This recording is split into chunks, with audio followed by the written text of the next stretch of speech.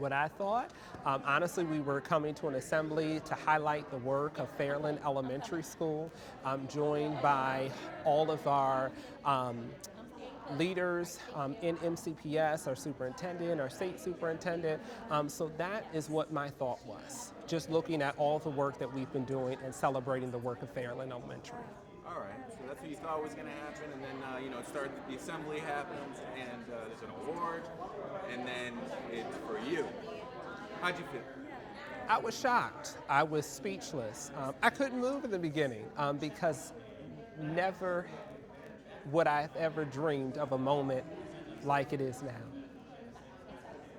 Why is it important to recognize and reward teachers?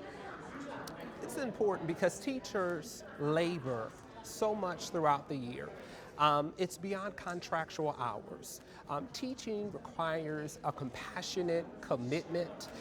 You have your ups and downs. You have your days where you feel like you're not effective and that it's not enough what you're doing. Some days you have sorrow in your own heart, but guess what? You still show up to teach.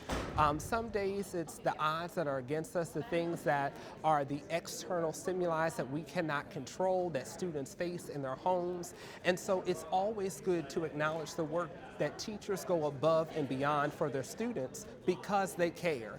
And it's all about caring for children beyond academics, but being there for their social emotional needs. All right, so we just went through a pandemic, right? How are you working to address these pandemic issues with your students, both in school and out? You know what I mean? Like, how'd you deal with all that? So during COVID-19 was very difficult for every educator, for students, for family members. We have experienced a lot of learning loss. As a result, many of our students, our school districts, we were extremely virtual.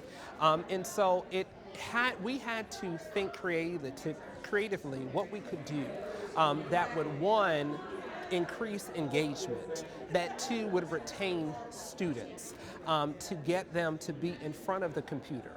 But then transitioning back to the building was new because we had been virtual for so long. We had to reintroduce students to school life. So that means that we had to work on routines, procedures, and what to do, how to behave in school. Just the raising of the hand.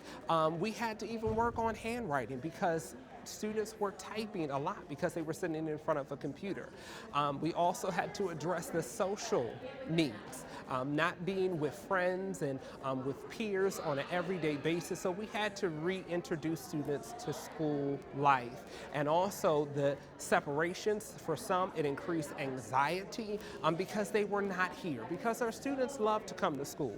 Students will love to come to a school when they know that they have people that care for them, when they have people that love them. And so I think that they miss the personal connection that the school community, the school building, the staff provides. Beautiful answer. Okay, you could be doing a lot of different things. You're a very smart guy, right? Yes, sir. I like to think so. So why teaching? Why teaching? One of the things that I believe is that teaching is a calling. It takes a special group of people that are willing to do the work of a teacher.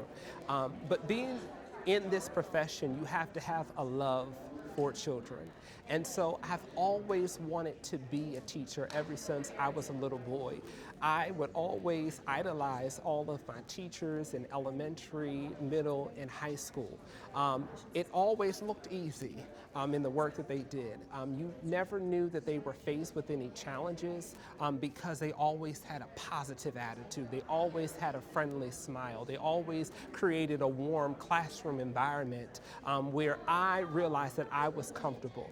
And so I wanted to be able to make an impact. I wanted to give back, just like what was given for me, especially to those students who are struggling with academic deficiencies. I don't want them to stay in a stuck place. I don't want them to be discouraged by what they can't do at this moment, but I want them to have the mindset that I just haven't reached that goal yet, but it is coming. And so I wanted to give the same love, the same motivation to all of my students. So you're a third grade teacher. I am a third grade teacher. All right. Tell me What's so great about third grade? What's great about kids at that age and stuff like that? Third grade represents a very critical period. Students, it's a big transition for all students. K through second, we call more of the primary grades, and third through fifth is the upper grades.